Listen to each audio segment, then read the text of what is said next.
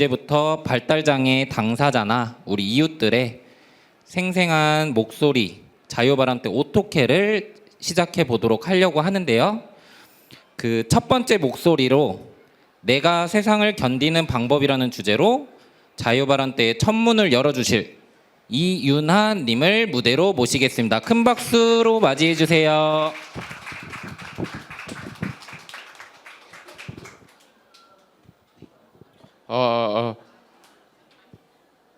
안녕하세요.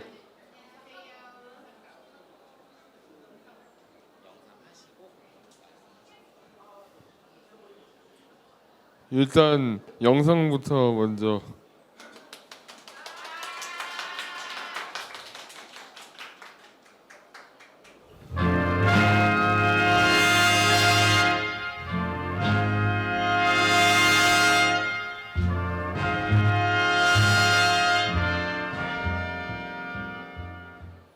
마을 사람들이 넘버에게 배드를 성추행했다고 비난했다.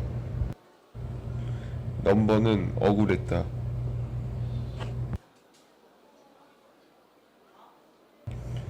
두 달 전부터 배드가 넘버의 가슴을 손가락으로 찌르고 바지 주머니에 손도 넣어왔다. 한 10번쯤 되었다. 넘버가 배드를 경찰에 신고했다. 넘버가 성적 수치심을 느꼈기 때문이다.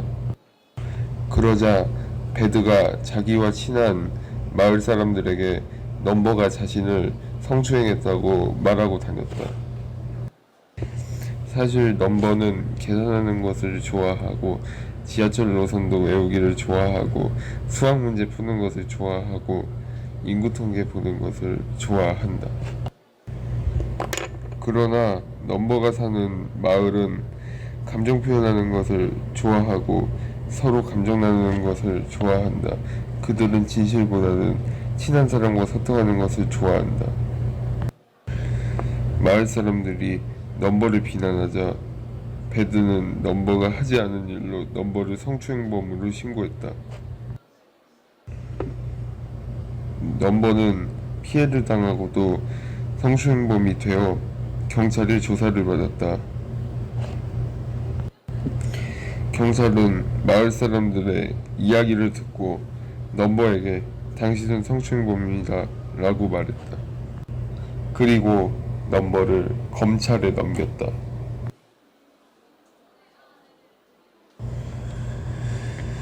검사들이 넘버를 조사하던 중 넘버가 피해자인데 배드에 의해 누명을 썼다는 것을 알게 되었다. 넘버는 재판도 받지 않고 무죄로 판명되었다. 무죄가 밝혀졌지만 넘버는 마을에서 살아가기가 힘들었다. 넘버는 마을을 떠나기로 결심했다. 다른 마을로 떠나더라도 배드가 쫓아올까봐 이민을 떠나야겠다고 생각했다. 넘버는 모든 출국 준비를 마치고 비행기에 탔다. 비행기가 이륙했을 때 넘버의 마음은 편해졌다.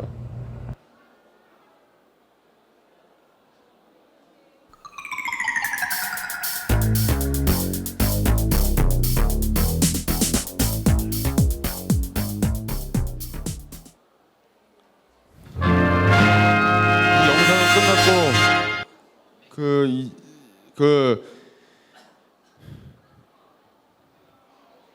저는 이제 이 영상을 제작한 괴산고등학교 3학년 이윤하고 이제 저는 그 고등학교 2학년 때 다시 복학을 했고 그 다음에 저는 지금 학교 생활을 잘 하기 위해 노력해 나가고 있는데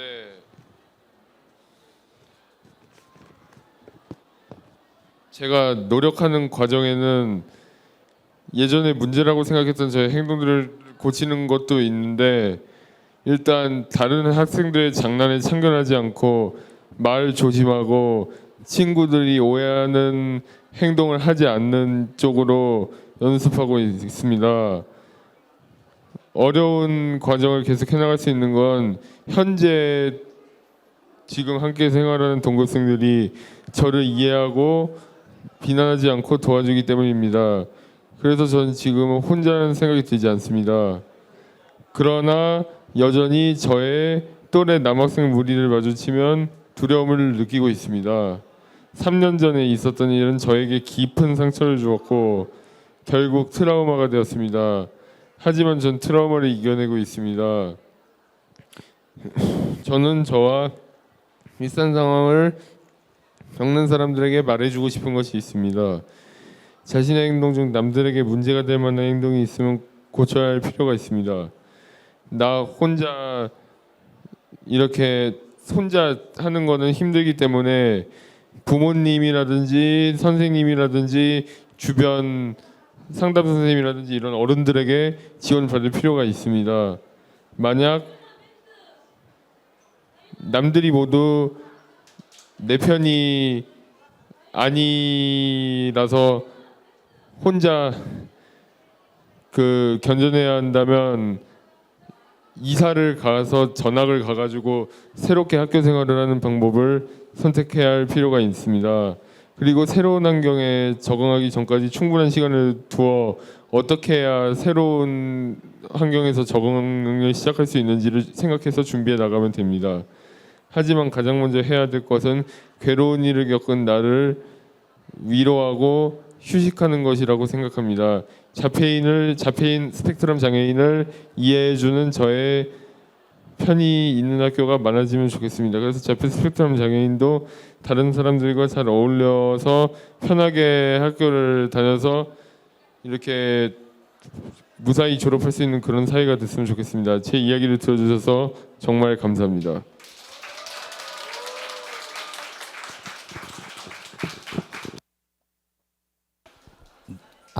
네. 첫 발표여가지고 많이 긴장했을 텐데 많은 발표 잘해주셔가지고 이윤아님께 다시 한번 큰 박수 한번 부탁드리겠습니다. 그럼 이어서 두 번째 발표 시작해 보도록 하겠습니다. 저상버스 도입이나 편리한 결제 시스템 등 우리 해외와 비교해 아직 우리 사회에 부족한 인프라를 짚어주며 우리가 함께 개선해 나가야 할 대한민국에 대해 따끔하게 명확한 목소리를 내주실 분이죠. 우리 김영선님을 무대 위로 모셔보겠습니다. 다들 큰 박수로 환영해 주세요.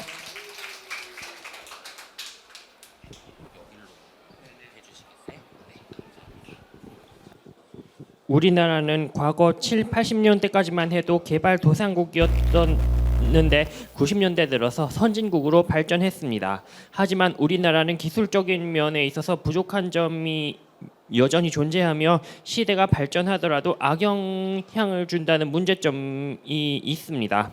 다시 말해서 다른 나라의 문제점 사례를 참고하면서 우리나라도 개선되어야 할 것들이 몇 가지 있습니다. 첫 번째, 저상버스의 확대입니다. 고상버스는 승하차를 할 때 불편함이 있습니다. 그래서 2020년대 초중반에 어르신은 물론 장애인까지 쉽게 탈 수 있도록 저상버스가 등장하기 시작했습니다. 하지만 저상버스는 오르막길 운행에 한계가 있어 그 버스가 등장함에도 불구하고 고상버스로 계속 운영하여 저상버스의 도입이 다른 나라에 비하면 너무 저조합니다. 다시 말해서 오르막길도 이 가능한 저상버스가 발명돼서 고상버스가 은퇴해야 합니다. 두 번째, 지하철 양변기 설치 확대입니다. 무조건 지하철에는 화장실이 있기 마련인데 거동이 불편한 사람을 위해 화장실 옆에 장애인 화장실을 마련해 두었습니다. 하지만 위생상의 문제는 물론 대다수의 역사가 예산 문제로 화변기를 몇 칸에 그대로 두고 있다는 점입니다. 그러므로 지하철 화장실의 화변기 칸은 대부분 모두와 양변기 칸만을 설치해야 한다고 봅니다. 세 번째, 지하철역 냉난방 시설 휴식 시설 확대입니다. 오늘날의 여름과 겨울은 폭염과 한파로 인해 너무너무 춥습니다. 특히 더운 여름과 추운 겨울에 지하철 탑승을 위해 계속 기다리려고 할 경우에는 그 칸이 있으면 그나마 나은데 하지만 그 시설은 일부에만 설치되어 있습니다. 아무리 사람이 거의 없거나 지하철 이용 수가 적은 역이더라도 작은 면적으로 이루어진 냉난방 시설이 모두 있어야 된다고 봅니다. 네 번째, 쇼츠 동영상 미성년자 시청 시간 제한입니다. 스마트폰 등장에 따라 유튜브 시청은 물론 인스타그램, 게임 등등 다양한 서비스를 즐길 수 있게 됐는데 2020년대 들어 스마트폰 세로 화면 안에 짧은 동영상인 쇼츠가 등장하면서 학생들이 그 동영상을만을 계속 보게 돼서 사람들이 알아야 하는 단어를 뜻을 이해하지 못하는 부작용이 생기기도 했습니다. 예를 들어서 학생 일부가 점심 시간을 의미하는 중국식을 중국 음식으로 해석하는 등 뜻을 이상한 표현으로 보고 있다는 문제점이 생기기 마련입니다. 그러므로 동영상 플랫폼마다 미성년자에 한해 쇼츠 시청 시간 제한을 둬야 한다 봅니다. 다섯 번째, 구글페이 도입입니다. 구글페이는 S사의 그 결제 방식보다 더 간편한데 비번 입력 없이 단말기에만 갖다 대면 자동으로 결제가 되는 방식입니다. 구글페이는 미국, 일본, 대만, 캐나다 등등 유럽 등등에 이미 진출해 있었으며 우리나라는 S사 기종 사용자의 비중이 너무 많아 진출하지 못했다고 볼 수 있었습니다. 그러므로 그리고 S사 기종에 있는 결제 방식은 구글페이하고는 서로 다르기 때문입니다. 그러므로 그 기능이 미래에 도입됐으면 좋겠다는 생각입니다. 마지막으로 촉법소년 처벌 강화입니다. 2020년대 들어서 촉법소년 범죄가 너무 심각해지고 있습니다. 우리나라는 한때 국회에서 촉법소년 연령 하향을 추진했으나 재법 우려로 오랜 기간 동안 연령 하향을 반려했습니다. 우리나라는 다른 나라에 비하면 촉법소년 처벌 수위가 너무 낮습니다. 따라서 처벌 수위를 높여서 범죄를 일으키지 않았으면 좋겠습니다. 감사합니다.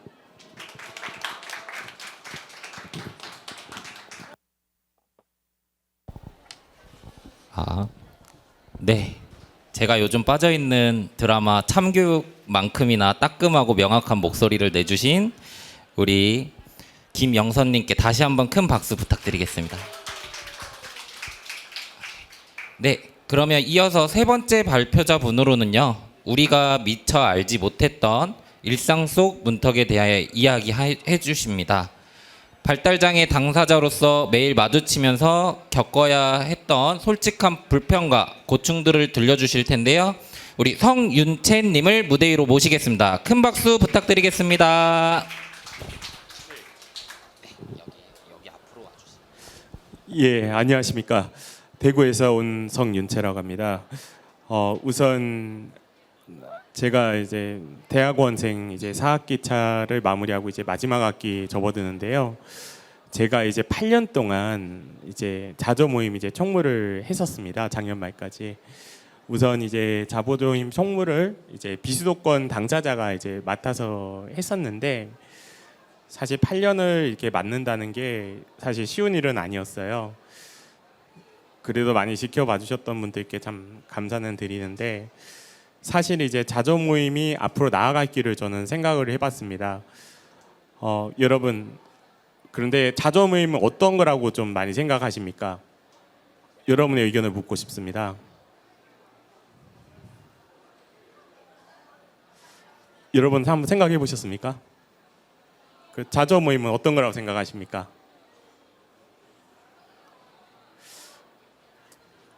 네. 의견이 없으신 것 같아서 제가 생각하는 대로 좀 이야기를 드릴게요. 자조 모임이라는 것은요, 이제 비수도권뿐만 아니라 이제 수도권 분들이 많긴 하지만 이제 비수도권들도 많아지고 있잖아요.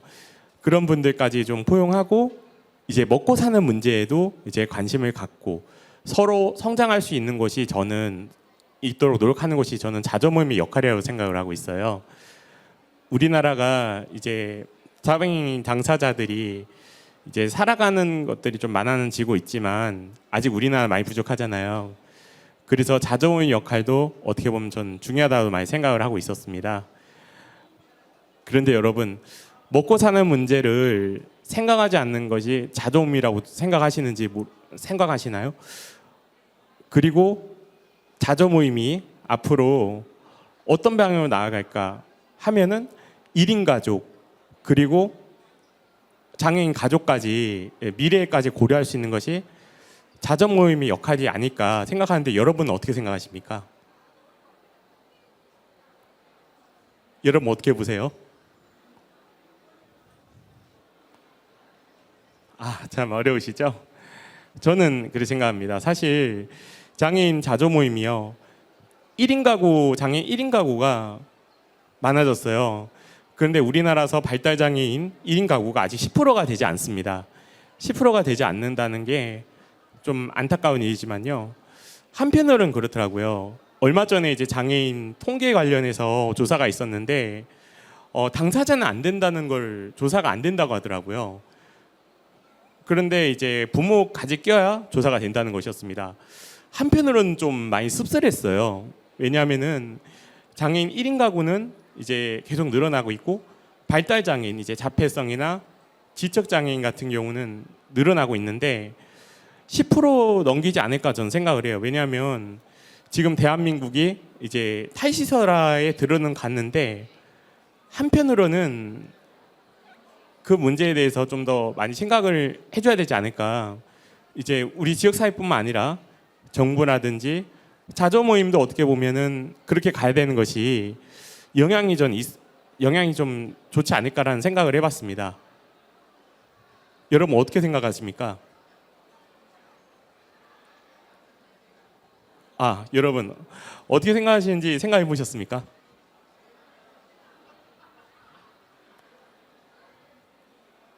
예, 좋습니다. 그러면은 여러분 한 가지 물어볼게요. 만약에 그 서로 사람끼리 오해하는 경우 발생하잖아요. 오해하는 경우가 발생하면은 사과해야 합니다. 사과해야 한다고 생각합니다 하고 진정으로 사과해야 된다. 그 중에서 어떤 걸 생각하시겠습니까? 여러분이라면요. 여러분의 의견을 묻고 싶습니다. 예, 맞습니다. 진정으로 사과하는 것이 좋죠. 그래야 서로 말이 안 나오니까요. 저도 이제 자조 모임 총무하면서 물론 이제 고마웠던 점들도 있었지만요. 그래도 서로 오해하면은 이제 진정으로 사과하는 것이 전 좋다고 생각을 하고 있어요. 그리고 민주주의적인 원칙에 의해서 자조 모임은요. 이제 비회원이거나 아니면은 이제 회원권이 정지된 경우에는 사람을 부를 때요. 의견을 저는 물어보는 것이 좋다고 생각하는데 여러분은 어떻게 생각하십니까? 잠시 시간을 드리겠습니다. 네. 여러분 생각해 보셨습니까? 네. 저는 이제 의견 들어보고 해야 되는 것이 좋다고 생각합니다. 그래야 자조 모임의 역할이 중요하다고 저는 생각하기 때문에 이런 얘기를 드린 거고요. 여러분 오티즘 엑스포 이제 첫날인데요. 내일까지입니다. 많은 관심 부탁드립니다. 감사합니다. 네. 저희 다시 한번 큰 박수로 맞이해 주시면 반갑겠습니다. 그리고 네 번째 발표에 앞서 제가 아까 시작하기 전에 뭐라고 했는지 기억하시는 분 계신가요? 호응과 박수를 잘 쳐주시는 분에게 사회자 권한으로 선물을 드리겠다고 했죠. 방금 질문에 답해 주셨던 우리 어머니께서는 좀 이따 나가실 때 저기 나가면서 그 말씀해 주시면 제가 선물 드리겠습니다. 그 얼굴 꼭 기억해 주세요. 네. 자, 이러면은 꼭 이제 박수가 많이 나오고 호응이 많이 나오더라고요. 네. 그러면 다음 발표 때부터 부탁드리도록 하겠습니다. 저희 이제 다음 네 번째 발표는 조금 더 깊은 사각지대에 있는 분의 이야기인데요. 제도적인 테두리 밖에서 있는 미등록 발달장애 당사자로서 삶을 살아가는 것이 얼마나 많은 어려움과 직면하는지 그 현실을 들려주실 분입니다. 우리 발표자 이원종님을 큰 박수로 환영해 주세요. 혹시 이원종님? 네. 네. 다시 한번 큰 박수로 한번 환영해 주세요. 네, 안녕하세요. 네. 저는 아까 사회자님 그 소개에서도 얘기하셨듯이 일단은 자폐 진단을 받았지만 장애인 등록은 하지 않았고 그 대신에 그에 준해서 희귀질환 산정 특례를 받고 있는 희귀질환 산정 특례자이기도 합니다.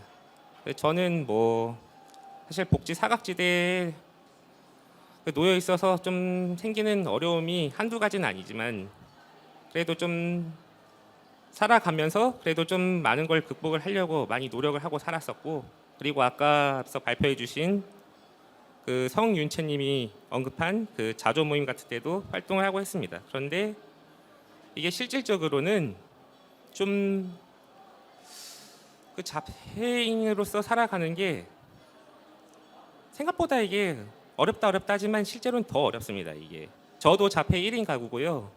부모님으로부터 독립한 지는 지금 2년이 채 안 되고 제 혼자 그 집을 마련하는 데까지 지금 좀 시간이 꽤 걸렸습니다. 실은. 그리고 제가 직장 생활을 한 지가 지금 얼추 못해도 6년이 되는데, 그런데 사실 직장 생활을 하면서 지금도 많은 어려움이 있고, 그리고 또 자폐의 특성을 숨겨야지 제가 또 사회생활에서 살아남을 수가 있다 보니까, 그래서 이게 좀 대인관계나 의사소통 면에서 아직도 좀 어려운 부분이 있어요. 그리고 그 외에도 그 아까 말씀하신 그 자조 모임 같은 데서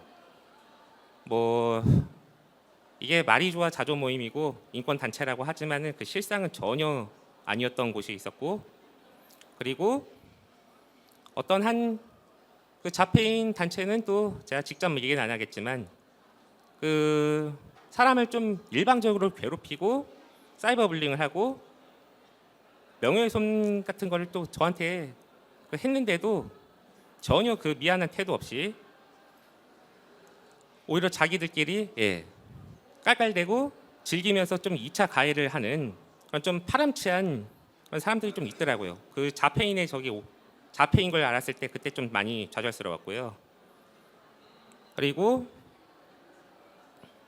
그 제가 취업을 할 때 되게 이게 좀 많이 힘이 들었습니다. 특히 면접 같은 거에 있어서 그 필기 시험을 겨우겨우 통과를 해도 면접에서 약간 이게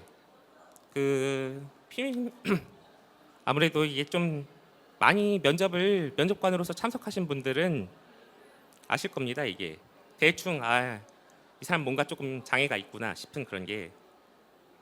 그런데 이게 그 자폐를 숨기는 것 자체가 이게 좀 솔직히 저로서는 좀 어렵기도 하고, 근데 사회적으로 강요되다시피 하니까는 저도 어쩔 수 없이 그렇게 살긴 하는데, 근데 이게 아시다시피 우리나라에서 자폐인에 대한 인식이 좀 많이 시궁창이죠.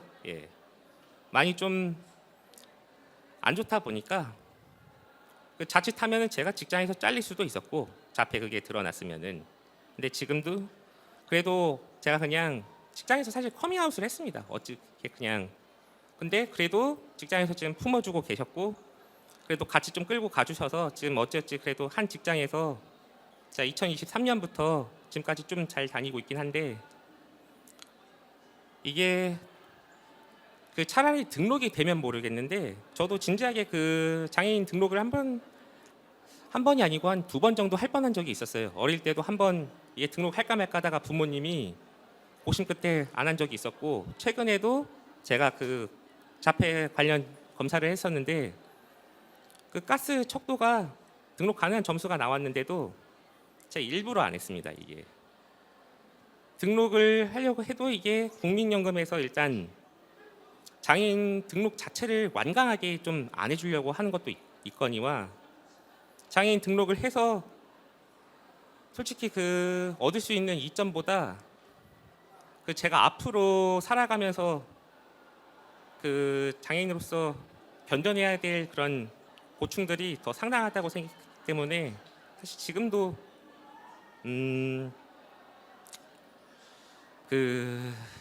이게 사실 좀 난감한 부분이 좀 많고요. 살아가면서.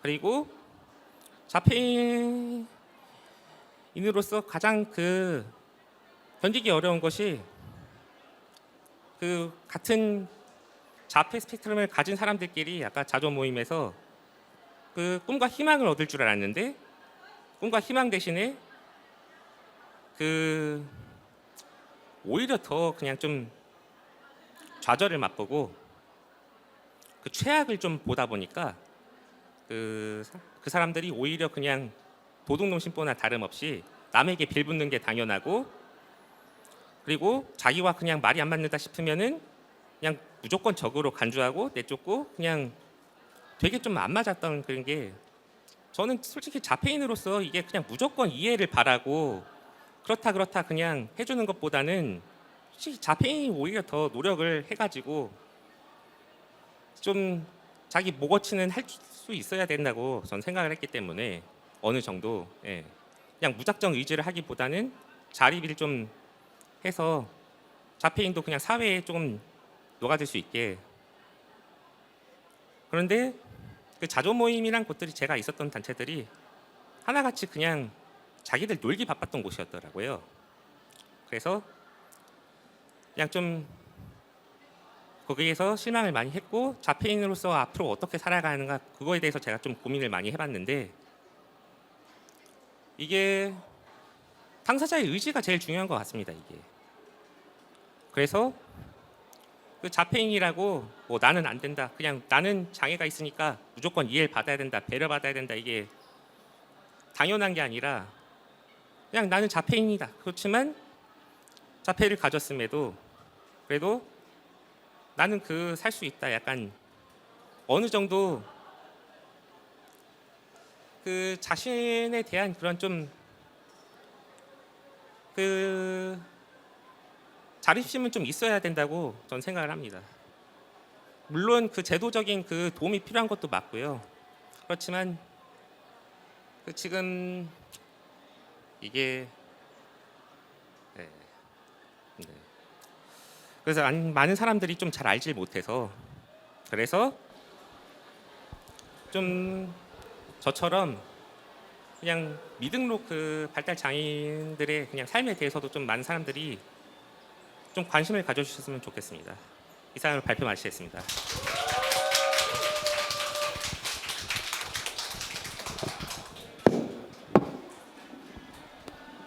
네, 많은 고민이 든 이야기를 들려주신 이원종님께 다시 한번 큰 박수를 맞이해 주세요. 네, 저희 안 주려고 해도 너무 티가 많이 나가지고요. 네, 진심에서 저도 선물 하나 드리겠습니다. 손 한번 들어주시면은 네, 그럼 이어서 5번째 발표 진행해 보도록 하겠습니다. 우리 자폐성 장애 해제 이후 재등록되기까지 겪었던 잃어버린 6년의 시간 그리고 서류를 넘어 일상과 가족 안에서 진짜 이해를 바라며 걸어온 솔직한 고백을 들려주실 최정현 님을 모시겠습니다. 여러분 격려의 큰 박수 부탁드리겠습니다.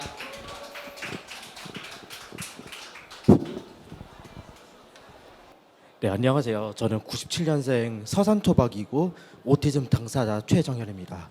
오늘 저는 이 오티즘 엑스포 자유발언대 오토케 그러니까 오티즘 엑스포에서 토케의 다른 자리에서 제 이야기를 나누려고 합니다. 제 발표 제목은 할 수 있는 것이 있다고 해서 장애가 사라지는 것은 아닙니다입니다. 이 발표는 저에게 일종의 오티즘 커밍아웃입니다. 누군가를 비난하기 위해서가 아니라 보호자의 대변이 아닌 제 목소리로 제 삶을 직접 설명하기 위해 이 자리에 섰습니다. 저는 자랑스러운 고향 충남 서산을 자란 오티즘 당사자입니다. 초중 고등학교를 모두 일반 학교에서 졸업했고 대학교에도 도전했지만 끝까지 맞지는 못했습니다. 지금은 공무원이라는 꿈을 향해 다시 펜을 잡고 있습니다. 저는 완성된 성공담을 말하러 나온 것이 아닙니다. 아직도 흔들리고 아직도 제 속도를 찾고 있는 사람입니다. 다만 오늘만큼은 제 이야기를 제가 직접 말하고 싶었습니다. 2017년 1월 저는 자폐성 장애 등록이 해제되었습니다. 그 배경에는 병역 판정 검사를 통해 군 복무 가능성을 확인해 보려는 가족의 판단도 있었습니다.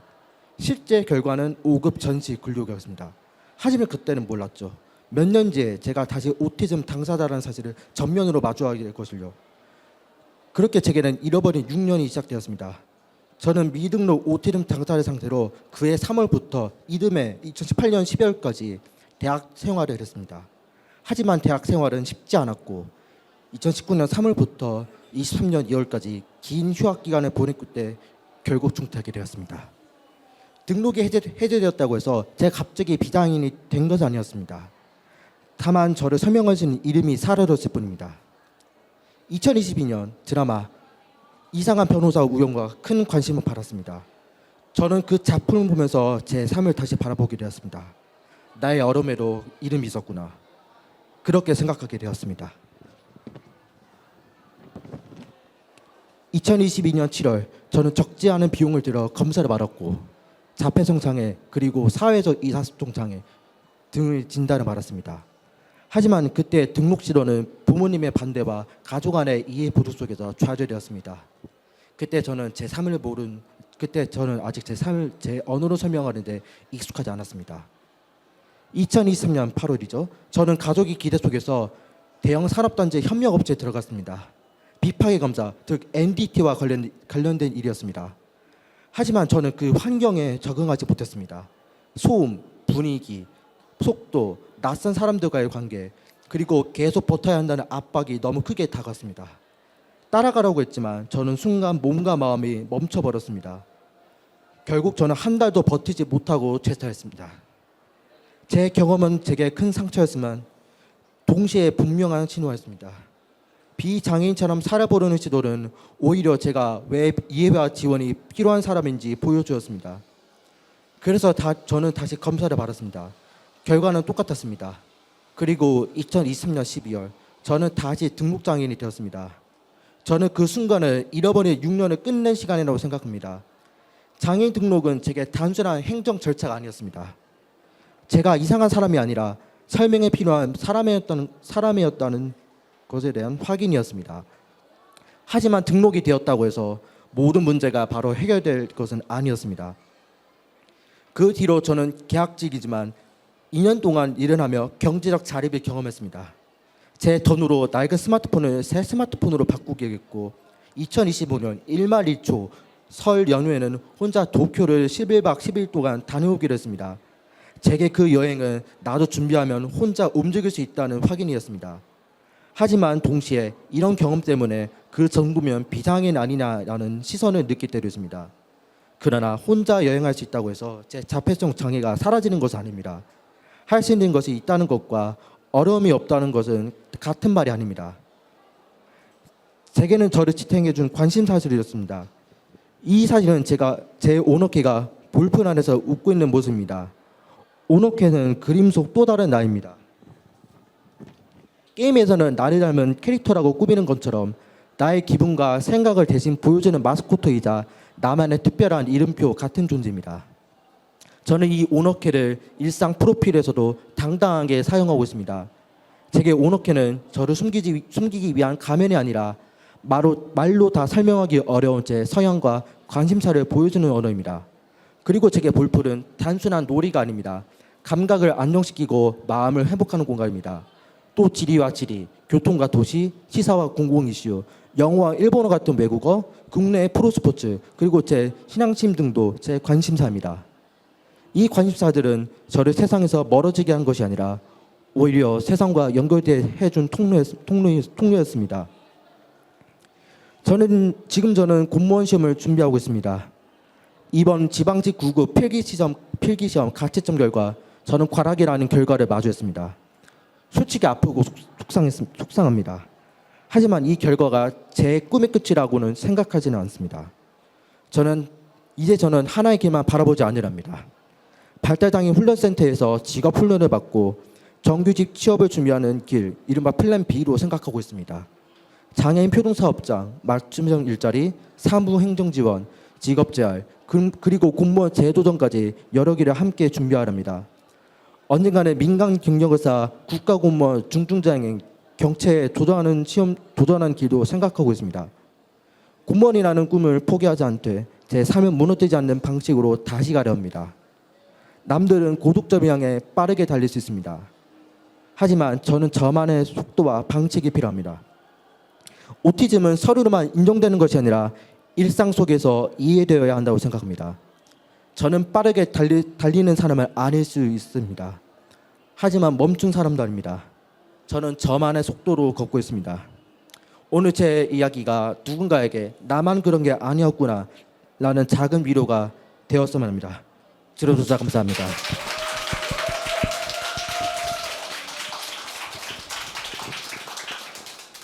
네, 저희 발표자 최정현님께 다시 한번 큰 박수 부탁드리겠습니다.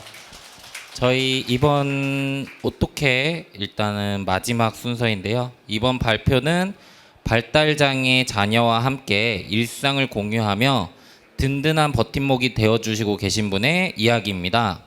자녀의 삶을 가장 가까이서 지켜보며 채워나간 아버지의 진솔한 고백을 들려주실 최덕훈님의 큰 박수로 환영해 주세요. 최덕훈님 혹시 안 오셨을까요? 네, 그러면은 저희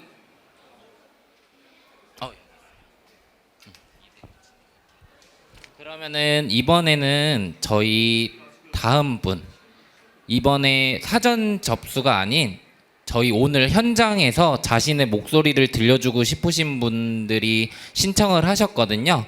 그래서 첫 번째 분으로는 우리 장하훈 님을 모셔보도록 하겠습니다. 박수 한번 크게 부탁드리겠습니다.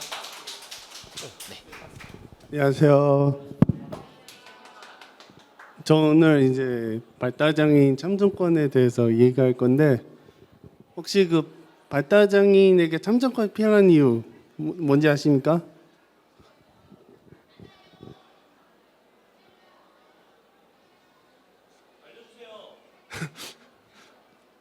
바로 이제 그 알기 쉬운 그림 투표용지와 그리고 그 투표 보조인이 꼭 필요한 이유입니다. 그래가 사실 이제 투표 보조인에 대해서는 이제 법이 통과가 됐지만 아직 알기 쉬운 그림 투표용지 그리고 알기 쉬운 투표 공보물 이런 거는 아직 법이 통과가 안 됐습니다. 그래서 많은 관심 부탁드리고요. 그리고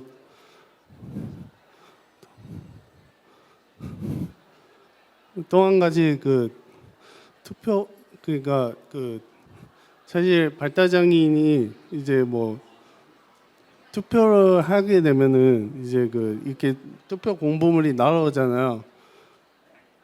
전혀 모르신 분들이 많더라고요. 특히나 이제 발달장애인 분들은 이제 뭐 한자로 돼 있거나 아니면은 어려운 글로 돼 있으면 알기 좀 어렵고요. 그것도 투표용지도 발달장애인에게는 이제 그 그림 사진으로 돼 있어야 잘 알기 쉬울 것 같고 그거 옆나라 대만 경우에는 그 후보자 얼굴 사진으로 후보자 얼굴 사진이 이렇게 돼 있더라고요. 그래가지고 그 대한민국도 아직 이제 뭐 글로 돼 있는데 특히나 이제 발달장애 분들은 그 얼굴 사진으로 안 되어 있습니다. 그리고 더욱더 어려운 그런 약간 한자 이름이 한자로 돼 있거나 그런 경우가 있어서 그 발달장애인에게도 알기 쉬운 그림 투표용지가 꼭 필요합니다. 예, 여러분 많이 응원해 주시고 혹시 이제 다음 선거 때 혹시 이제 선거하러 가시면 알기 쉬운 그림 투표용지랑 알기 쉬운 투표 공보물이 꼭 통과할 수 있도록 응원해 주실 거죠? 응원해 여러분 선관위에서 혹시 사건 아시는 분? 최근 사건인데 올해 그렇죠. 선관위에서 그 약간 투표용지가 부족해서 선관위에서 그거 했는데 안 했는데 그 뭐 발달장애인뿐만 아니라 뭐 비장애인도 뭐 투표를 못하는 사태가 발생했죠. 다음 선거 때는 그런 사태가 발생하면 안 되겠죠? 우리 다 같이 참정권을 보장하는 다 같이 네, 다 같이 참정권 보장을 위한 파이팅으로 저희 자유 발언을 마무리하겠습니다. 참정권! 감사합니다.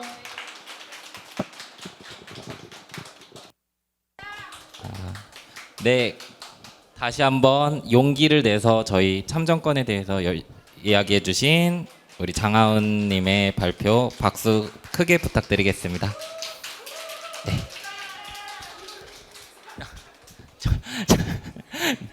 네. 네, 그리고 아까 아직 못 받으신 것 네네네. 저분도 부탁드리고요. 자, 우리 또 한 번 용기를 내주신 분이 한 분 더 계십니다. 저희 이게 참 사전이 아니고 현장 접수면 잠시만요.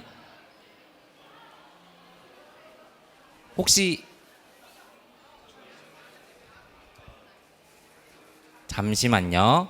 혹시 네. 아쉽게 저희 오티즘 톡스 오토케 1회차 이렇게 마무리하게 될 것 같습니다. 여러분 좀 긴 시간 이렇게 같이 들어주셔서 너무너무 감사드리고요. 우리에게 이렇게 소중한 삶의 조각들을 아낌없이 나눠주신 모든 발표자분들께도 다시 한번 감사 인사드리도록 하겠습니다. 오늘의 이 따뜻한 여운을 품고 우리는 내일 이 자리에서 또 다시 풍성하고 다채로운 이야기로 만나보도록 할 거니까 혹시 내일도 기회 되신다면 저 안기원 사회복지사와 함께 어떻게 진행해 주시기 바라겠습니다. 여러분 모두 감사합니다.